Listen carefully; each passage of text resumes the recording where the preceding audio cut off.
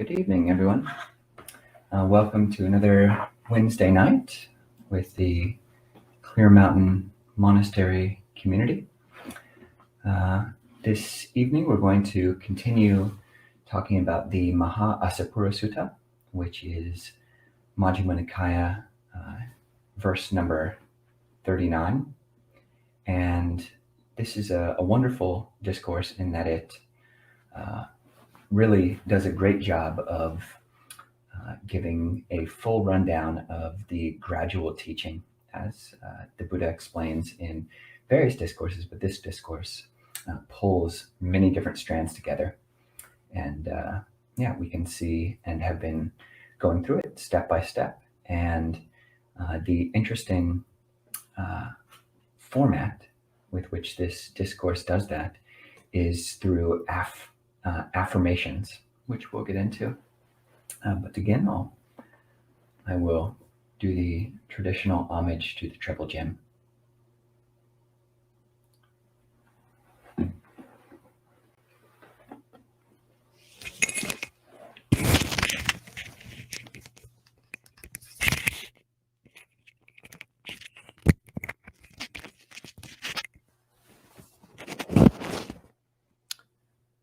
Namo tassa bhagavato arahato samma sambuddhassa. Namo tassa bhagavato arahato samma sambuddhassa.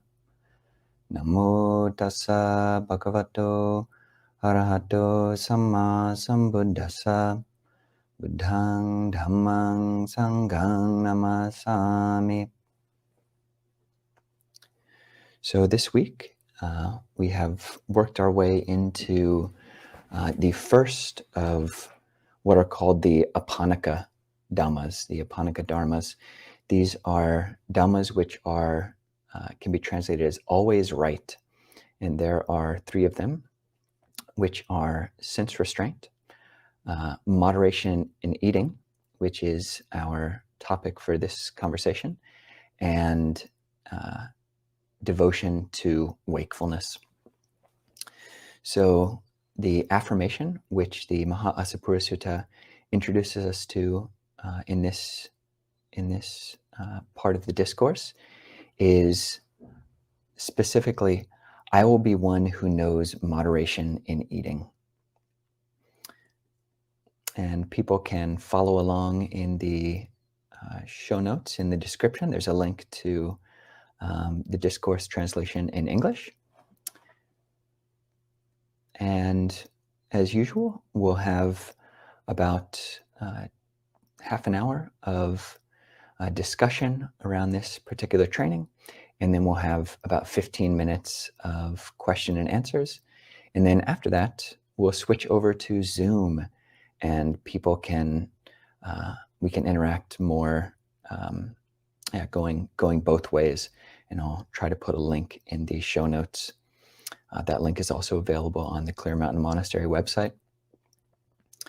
So before we jump into the specifics of what it means, what is moderation in eating in a Buddhist context, just give this training a bit of context in the discourse.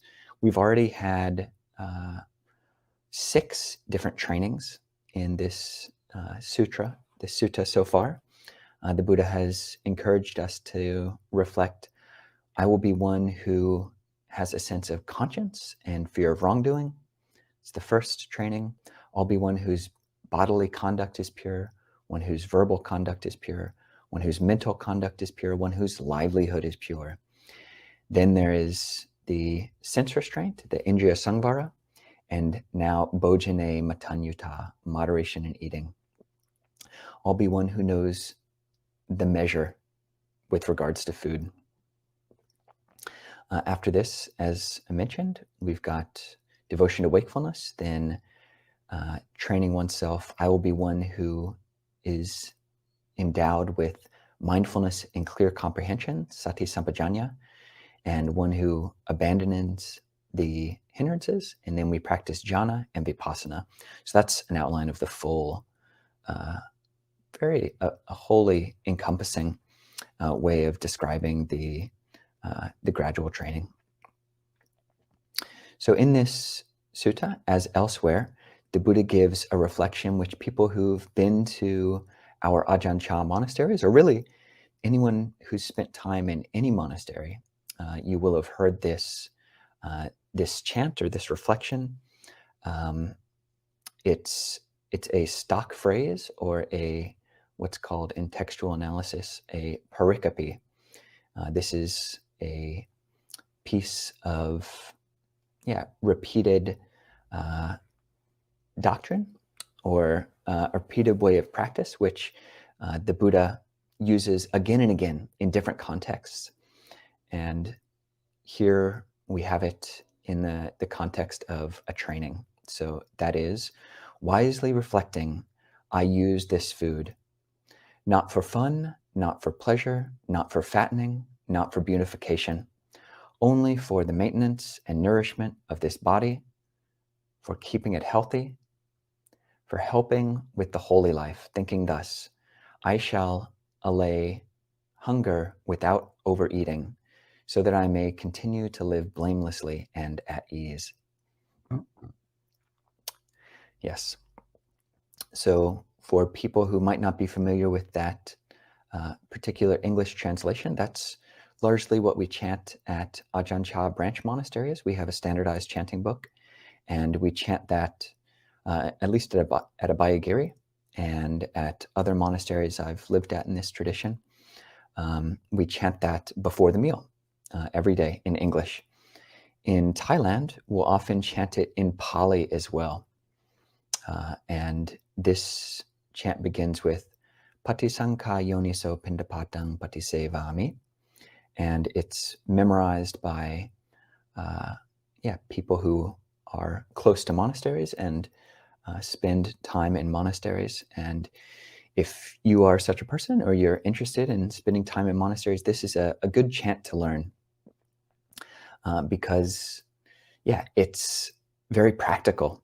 So in other forms of Buddhism, Tantric Buddhism, or in Mahayana Buddhism, there's more of an emphasis and a specific practice of chanting mantras. So in a mantra chanting practice, one takes a specific syllable or several syllables, string of syllables, and repeats them over and over. And it almost doesn't matter so much what the meaning of it is. The point is to, one, is to concentrate the mind, and two, to actually, in those contexts, to somehow create affinities or create connections with the various bodhisattvas which are being evoked. In theravada contexts, our chants tend to be more practical.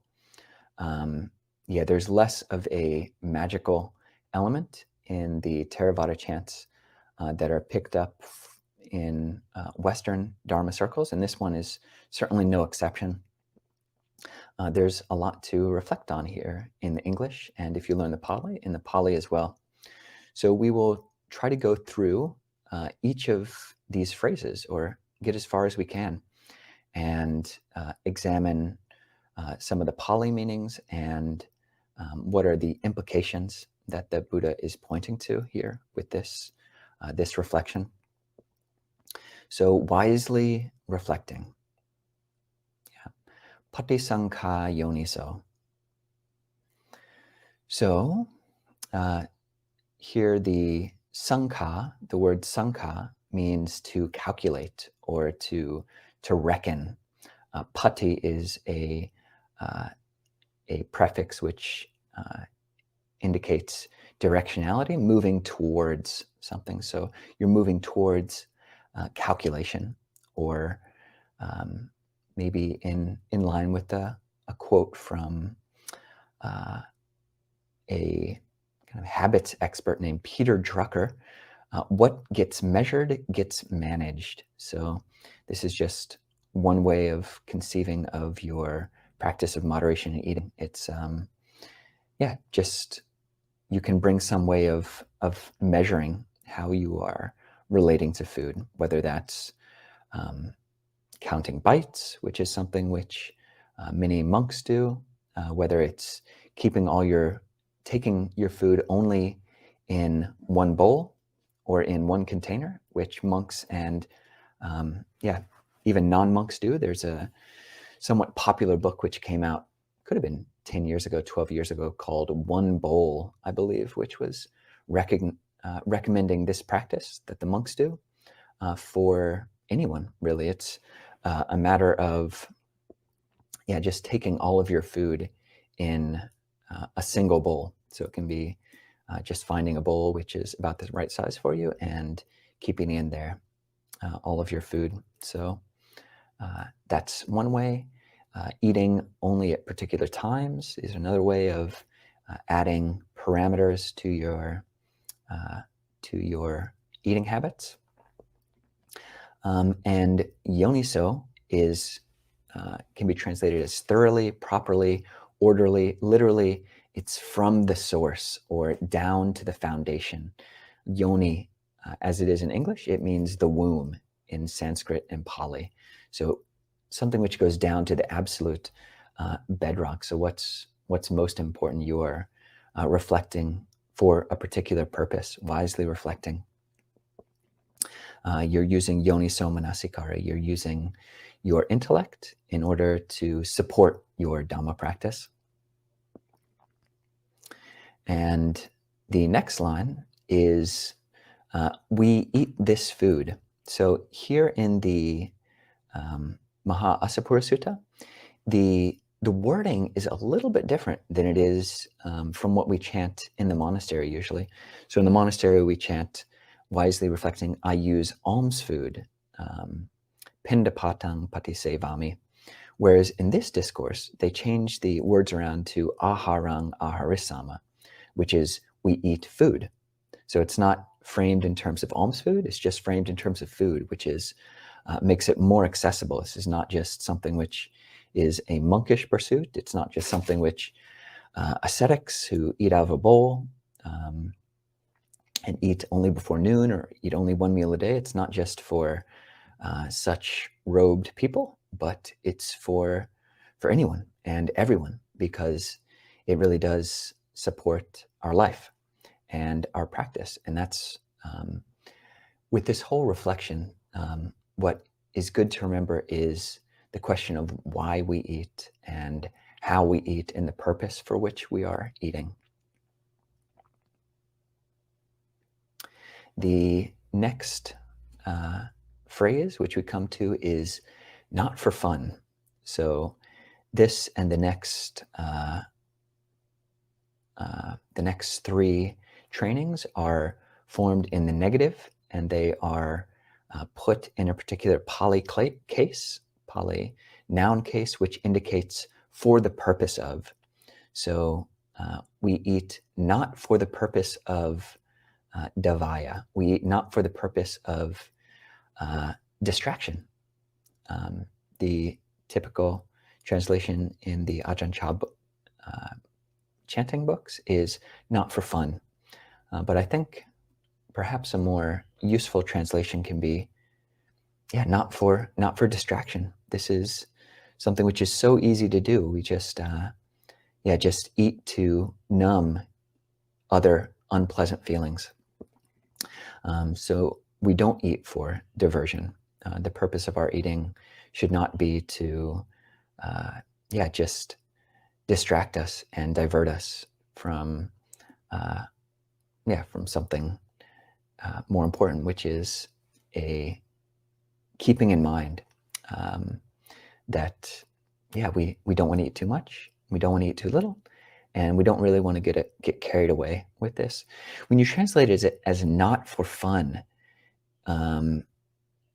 it kind of seems like a wet blanket, and it's like literally, it's not quite literally a wet blanket, but no fun basically is what this might scream to people. And if someone is new to Buddhism, if you're new to Buddhism and you read this, eat food, no fun, you might just turn off the video, leave the monastery, and make assumptions which aren't actually accurate and valid. It's yeah, we do want to bring sobriety to the way that we eat, but yeah, we don't want to suck all the joy out of our life and practice as well. We can still enjoy our food, and this is something which yeah, is important to remember. And I think the focus when we're trying to eat in a way which is in line with what the Buddha is teaching, in line with our goal of nibbana, our goal of peace, our goal of more and more subtle and refined mind states, it's important to have a more and more refined sense of our joy. So shifting joy from maybe just spazzing out on the taste, or just getting too wrapped up maybe in the taste of the food, and shifting more to gratitude. So gratitude really is a joyful emotion, and when we can shift out of the mind which is just seeking pleasure in the food, which is only seeking to get that next hit of dopamine from from the delicious food, into a more expansive joy, a more expansive appreciation, which acknowledges all that went into making the food and preparing the food and getting the food to us, then that's really a more stable joy. It's almost even, yeah, it's more pleasure when you think of the intensity of sense gratification that you get from the taste of food. It's not really so much joy in the Buddhist use of that word. Yeah, it's just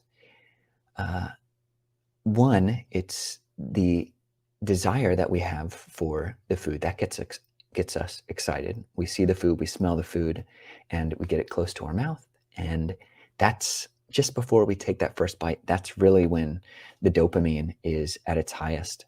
And once the food is in our mouth, and even once we swallowed it, it's gone. This is a extremely evanescent, a very fleeting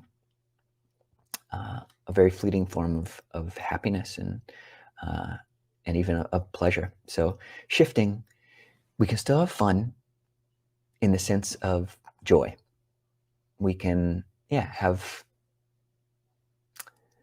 do we have fun while being moderate in our eating? Well, it's more fun to eat moderately and then be able to stay awake and be alert afterwards than have fun in the sense of just give yourself over and eat as much as you want, or whatever kind of junk you want and junk you desire, and then just end up sleeping for the next, kind of get into a coma, a brownout, as they call it in some circles. So we're not eating for distraction. Neva davāya. The next point is not for pleasure. So this is not nammadaya, and this can maybe be more accurately translated as not for intoxication. So we want to eat the types of food, and we want to eat in a way which is not intoxicating, which is not leading us to more dull mind states, but to clearer mind states. Namandanaya, not for fattening. Navibhusanaya, not for beautification. Literally, this means for the purpose of adornment. So we don't eat in a way like some maybe bodybuilders eat, just thinking of adding weight or adding bulk to our physique. But how do we eat? The next three items that we consider are the positive angle of the purpose of why we eat. Only for the maintenance and nourishment of this body. So Yavadeva Titya. So this Pali word Tityaya means, here it's translated as maintenance, but it can actually be more literally translated as uprightness or stand upishness. So we want to eat in a way which is lets us maintain a degree of uprightness in a way which is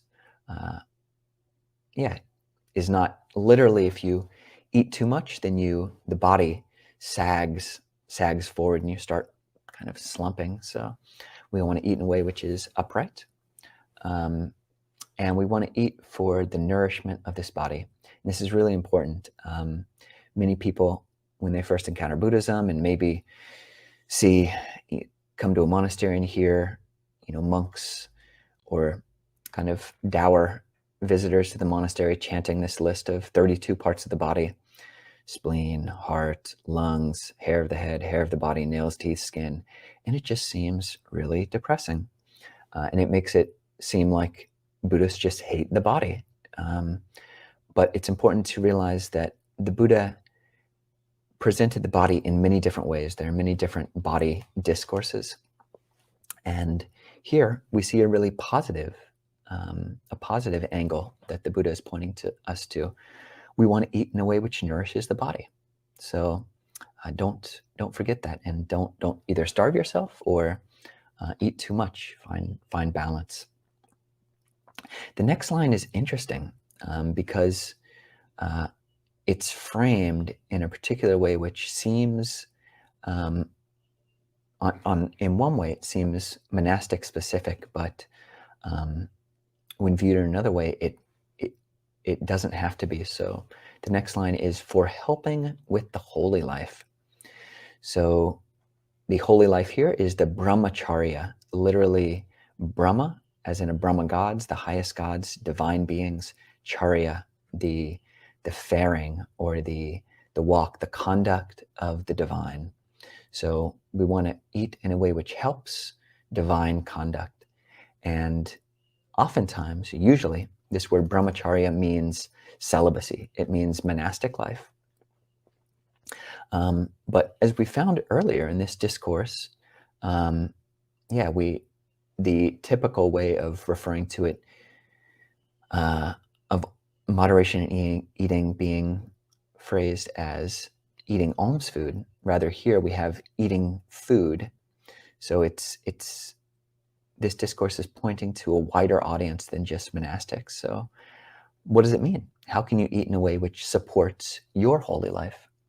Whether you're celibate or not, whether you're a monk or not, all of you, anybody who's coming to this channel on a Wednesday night has, a fairly significant spiritual life or spiritual aspirations. So how do you eat in a way which supports that? The next line is interesting. The way we chant it in Ajahn Chah chanting books is, thinking thus, I will allay hunger without overeating. And that translation is a bit divergent from the actual Pali. The actual Pali literally translates to, thinking thus, I will destroy old feelings and not produce new feelings. So that is broader than the chanting book that we have. So the chanting book just relates old feelings to hunger. So I will allay hunger, I'll put an end to hunger. Whereas the original Pali says, I will put an end to old feelings. So that's broader than just hunger. It's the physical and the mental cravings that you have for food. And if you choose foods which actually provide sustenance and which actually lead to satiation, then that can destroy both the physical feelings of hunger and the mental hunger. And there, I think, are broader implications for that Pali than just that. But I think it's useful for people to know. Yeah, thinking thus, I will destroy old feelings, or I will allay old feelings, literally Vedana, and not produce new feelings. So that's the second half in a literal translation, and rather than without overeating. So overeating, that is one physical manifestation of new feelings which we might produce. But yeah, also if you eat in moderation, you don't have feelings of guilt, you don't have feelings of anxiety. And yeah, the meaning in the Pali is broader. Finally, we have, so that I may continue to live blamelessly and at ease. So that's a quick rundown, a quick run through of this stock phrase that we find again and again in many, many different sutras. I'm guessing dozens, if not, yeah, over 50 or maybe even 100 different suttas have this this particular stock phrase of how we should go about, yeah, knowing the right measure, knowing the measure with regards to food. So that's about half an hour. I do have here a list of the monk and novice training precepts. So there are 30, yeah, you can call them precepts or training principles, which we recite. This is towards the end of our fortnightly monk rule recitation period. And they are 30 rules specifically around how to eat. So the long chant that we just went over in detail so far is pointing to why we eat, the purpose for which we eat. But all of these different training rules are pointing to specifically the manner in which we eat, specifically, yeah, eating respectfully, eating with eyes looking at our bowl or our food container, eating methodically in a way, eating with food in the proper portion, not hiding food, trying to get more, not eating with our mouth open. I'm not going to read all of them, but some of the highlights, two of the highlights are monks are not supposed to eat making a chapu chapu or a suru suru sound. That means basically not slurping or not chomping. We're not supposed to lick our hands, etc. So depending on how many questions we have, maybe we'll go more in depth into some of those training precepts. But for now, let's go to questions. So people can write questions in, and we'll highlight them and hopefully give some answers. It really is so nice to see so many people joining in on, and many people from rainy Seattle.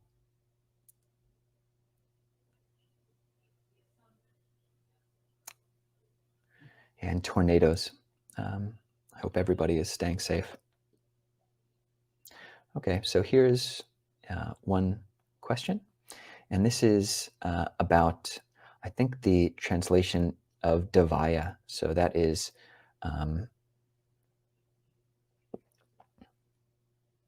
yeah, did that go up? Yeah.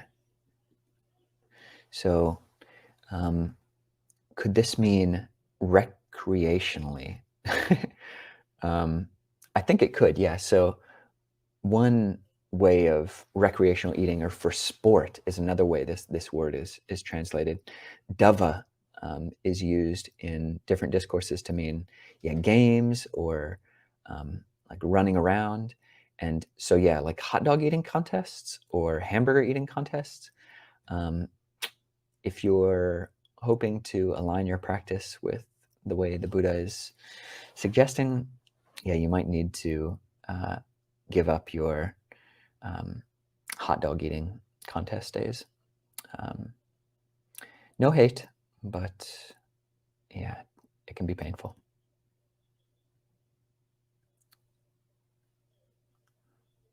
All right. Wow.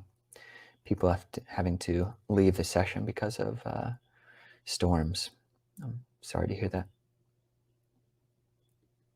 Okay. There's another question. So, Ajahn, let's see. I find that unmindful eating can have an impact, or can unmindful eating have an impact on one's concentration? I assume it will reflect on one's general mindfulness. Oh, totally, totally. I mean, you need to spend maybe a week or 2 weeks at a monastery where your allowable time frame for eating the meal gets shrinked. And if you're not used to eating before noon, and you're thinking you need to get all of your food in at one session, you are maybe likely to eat too much. And so that's a matter of quantity, which does have to do with mindfulness. If you're mindful, then you will be aware of the quantity. Again, mindful just means keeping things in mind. And sati, or mindfulness here, means keeping all these things we've talked about in mind. The manner in which we eat also can lead to a lull in concentration. If you're eating too fast, again, that's what quite a few of these training precepts for the monks are pointing to. If you eat too fast, or if you eat looking over other people's bowls, trying to find fault, or if you eat too big a mouthful, or if you eat in a way kind of just both cheeks bulged out, that really does not necessarily support mindful eating. And when you eat fast, you're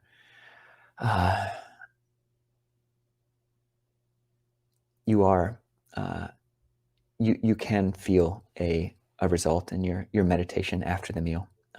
Even your ability to sit, the mind just oftentimes will wallow in sloth and torpor. One of the it's actually called the foods, or one of the nutriments for sloth and torpor, for tinamida, the hindrance of sloth and torpor, is actually eating unmindfully, is intoxication from eating, is how it's framed. So that directly leads to sloth and torpor.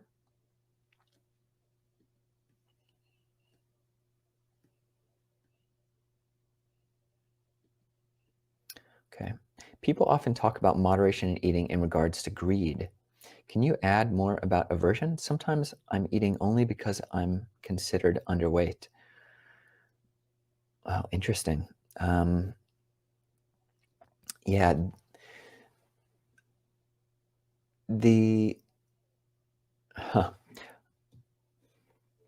there are, it is useful to keep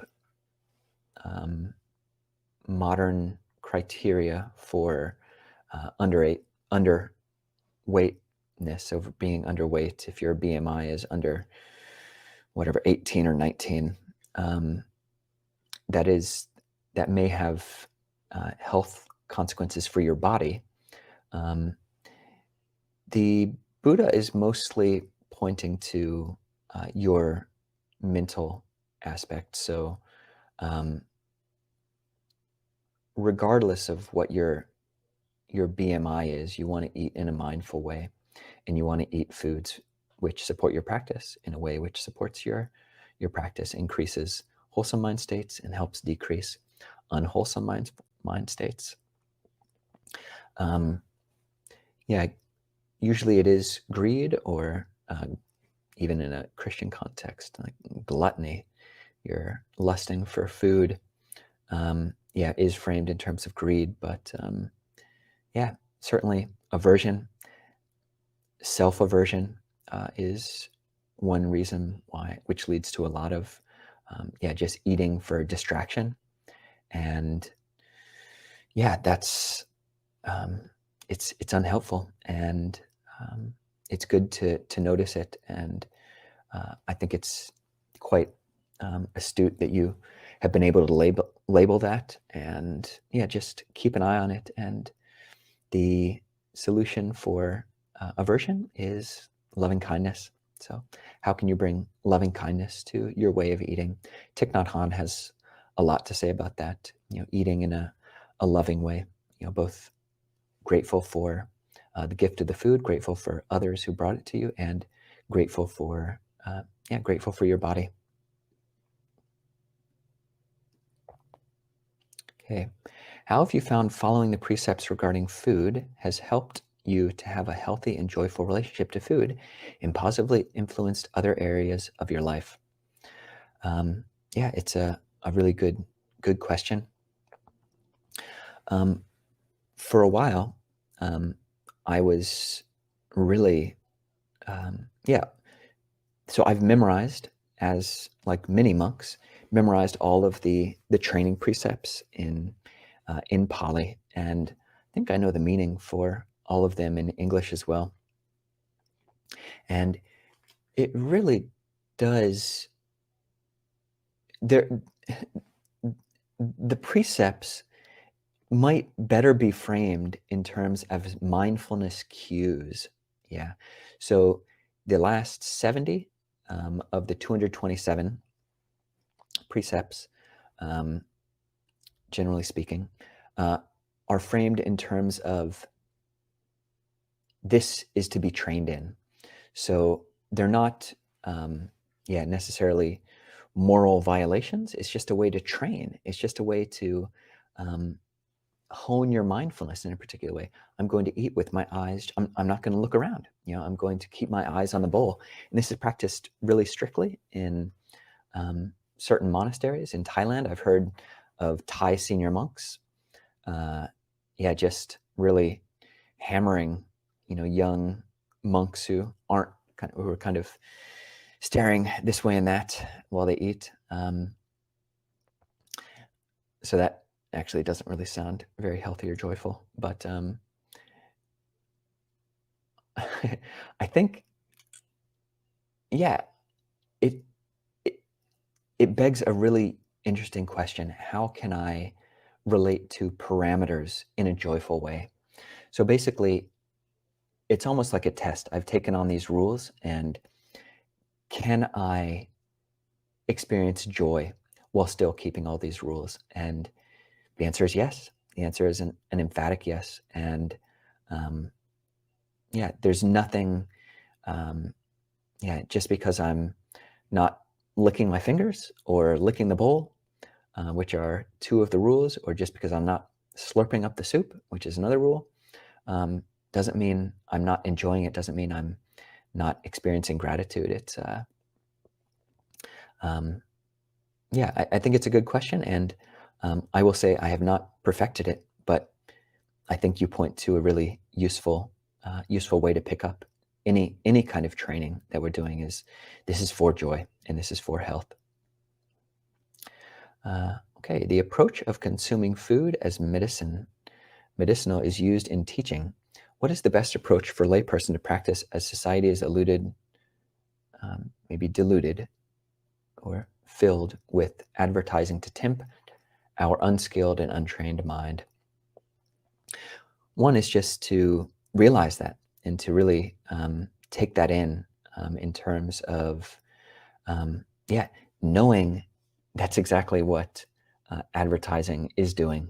That's a big step. That's one avenue in which to direct your mindfulness, realizing that these advertising companies and the food industry they are intentionally trying to arouse greed and craving in you.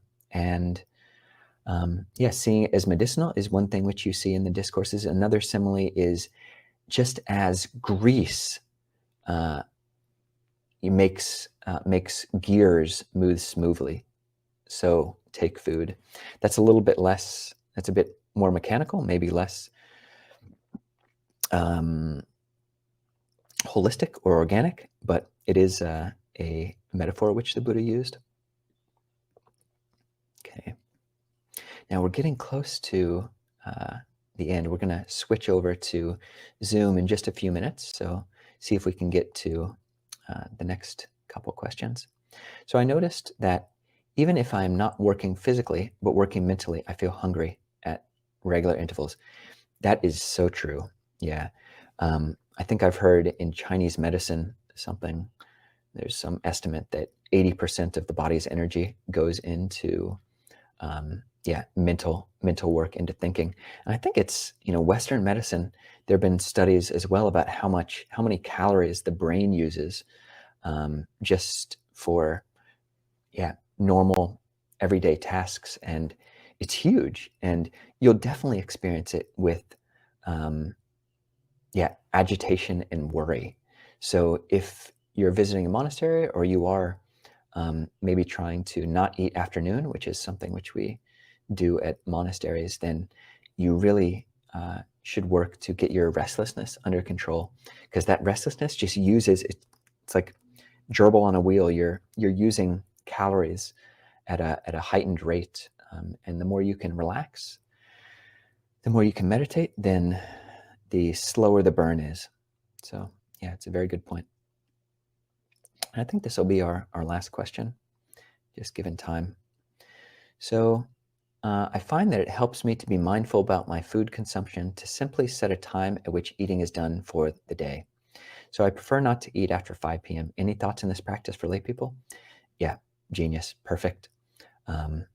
The 6th precept for lay people is vikala bhojana, which is literally, I will not eat at the wrong time, or not eat at the inappropriate time.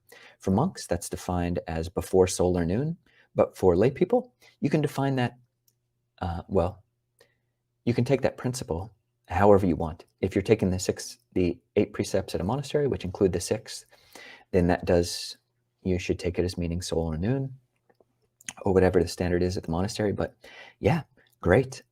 Having a particular time, and then outside of that time being off limits, is a great boundary. So good idea. Thanks for sharing. All right, everyone. Thank you all for tuning in, and we'll shift over to Zoom. I will put a link in the chat box right now.